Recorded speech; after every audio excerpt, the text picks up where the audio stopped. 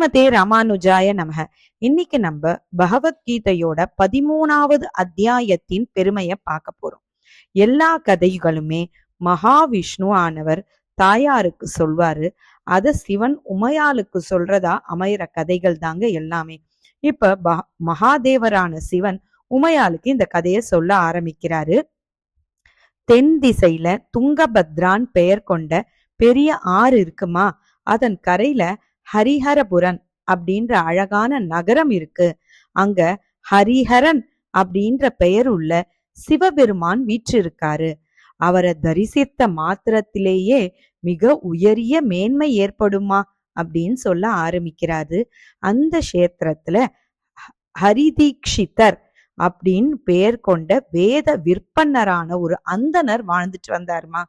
அவருக்கு எல்லா கெட்ட நடத்தையும் உடைய துராச்சாரான்ற மனைவி இருந்தாமா. அவ தன் கணவனிடம் சொல்லத்தகாத சொற்களால கணவனை திட்டுவா.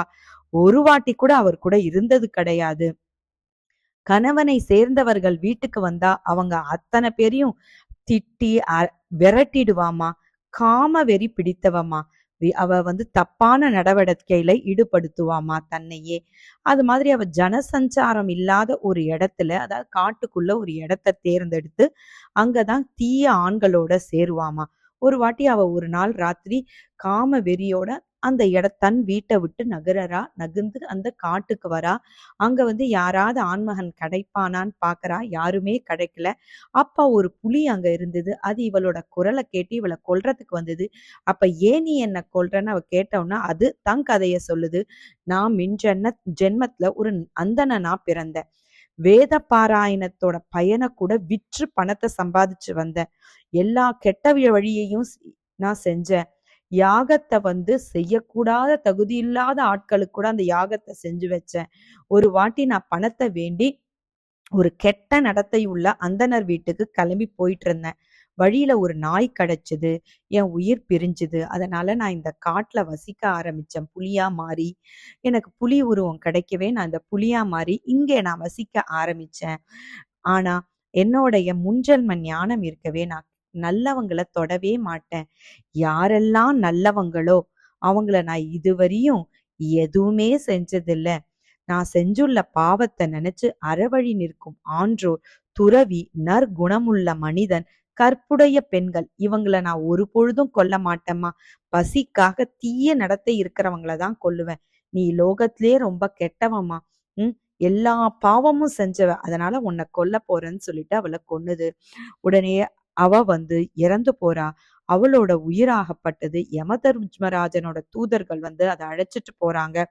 பாவாத்மாவான அவளுக்கு சம்யமணிபுரி அப்படின்ற இடத்துக்கு அழைச்சிட்டு போறாங்க. யமதர்மனோட கட்டளைப்படி பல முறை அவளை மல மூத்திரம் ரத்தம் நிறைந்த பயங்கரமான குழிகள்ல தள்ளறாங்க. கோடிக்கணக்கான கல்பங்கள் வர அவ அங்கேயே வாழறா. எல்லா துன்பத்தையும் அவ அனுபவிக்கிறா. அதுக்கப்புறம் 100 மன்வந்தரம் வரையும் ரௌரவ நரகத்துல அவளை தள்ளுறாங்க. அப்புறம் அவ 4 திசைகளிலையும் தலைய நீட்டி இறங்கத்தக்க நிலையில புலம்பிக் கொண்டிருக்கா அந்த பெண்ணு. அப்புறம் தகானனம் அப்படின்ற நரகத்துல அவளை தள்ளுறாங்க. அதுக்கப்புறம் இத மாதிரி பல நரகத்துல நரக வாழ்க்கையை அனுபவிச்ச அந்த பெண் பாவியான அவ சண்டால குலத்துல திருப்பியும் பிறக்கிறா.